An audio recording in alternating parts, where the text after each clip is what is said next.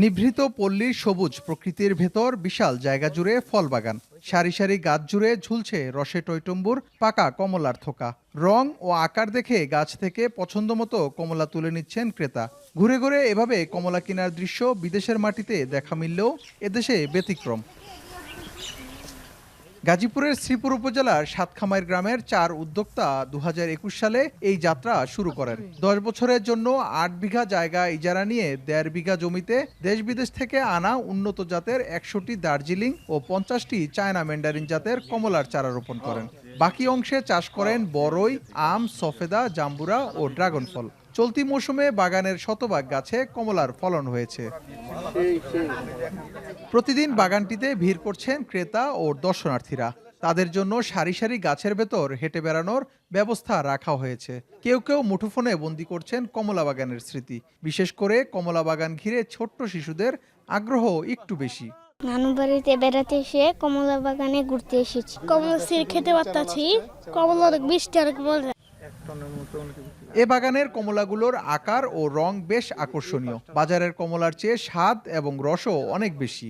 বিষমুক্ত কমলা, যেটা বর্তমান যুগে আসলে অর্গানিক জিনিস পাওয়া খুব কঠিন। কমলা আমরা বাজার থেকে কিনে খাই, কিন্তু এখানে এসে বাগান থেকে নিজে পেড়ে এটা খেতে পারতেছি। তো বাগানটা অনেক বড়, মানে অনেকগুলা ফলের আইটেম আছে। এটা কমলা, ওই সাইডে আম গাছ আছে, তারপরে আঙুর গাছ দেখলাম। এটাই প্রথম কমলা বাগান যেখানে ঘুরতে এসে হাত দিয়ে ছিঁড়ে খাওয়া যাচ্ছে। এবছর প্রতিটি গাছে প্রায় 20 থেকে 25 কেজি কমলার ফলন হয়েছে।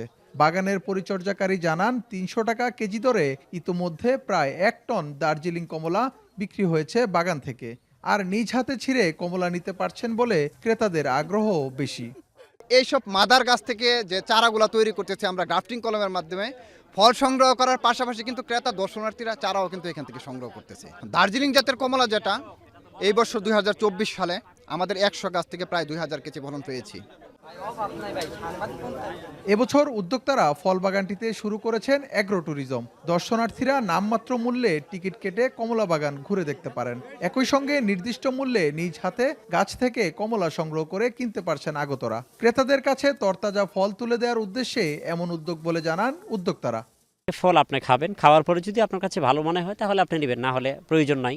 কৃষি ট্যুরিজমের বিষয়টা হচ্ছে যে আমাদের এখানে দর্শনার্থীদের একটা শৃঙ্খলার জন্য এবং এটা সৌন্দর্য একটা পরিবেশের জন্য, পরিবেশের মানে আমাদের শৃঙ্খলার পরিবেশটার জন্য সুন্দর থাকে, এই জন্য এটা দর্শনার্থীদের যে একটা আগ্রহ উদ্দীপনা এখান থেকে আমাদের ট্যুরিজমের বিষয়টা আসছে আলহামদুলিল্লাহ।